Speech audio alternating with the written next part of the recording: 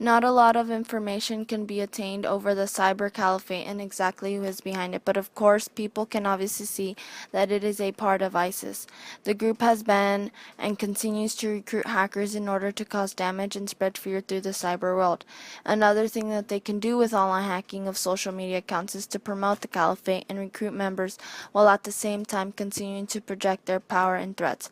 So far, one of the biggest threats caused by the CyberCaliphate has been the attack of the U.S. Central Command's Twitter page on January 12, 2015, and not only got the attention of the United States, but also the world, as it brought the cyber threats of ISIS to the forefront, not to mention that they were able to hack their YouTube page.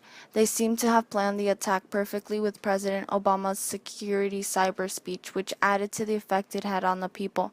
The Cyber Caliphate also hacked the Twitter handle of Newsweek and the International Business Times website in February.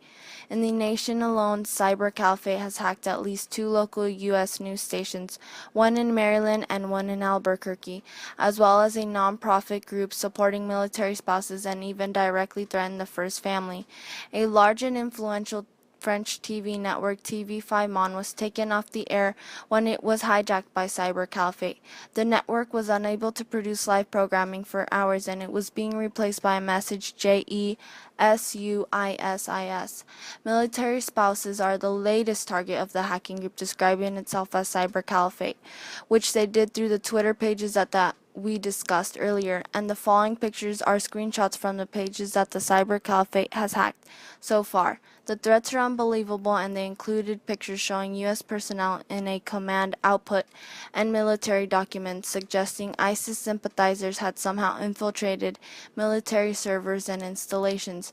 These hackers have threatened U.S. President Barack Obama and his family after taking control of Newsweek's Twitter account with the words JESUISIS. The Cyber Caliphate Facebook page, which has been taken down, read, "You see no mercy, infidels. We are already here. We are in your PCs in each house and each office. With Allah's permission, we begin with New Mexico and will come to every state, inshallah. We won't stop. We know all your personal data, where you live, where you eat, your diseases, and even your health insurance cards. We should all be aware and worried of this because if the Cyber Caliphate was able to briefly take over the U.S. Central Command's Twitter page and YouTube accounts earlier this year, imagine what they could accomplish in the future and the possible threats they can do." National Security Agency Director Administrator Michael Rogers has called ISIS digital potential one of the biggest cyber threats on the horizon. Created using Powtoon.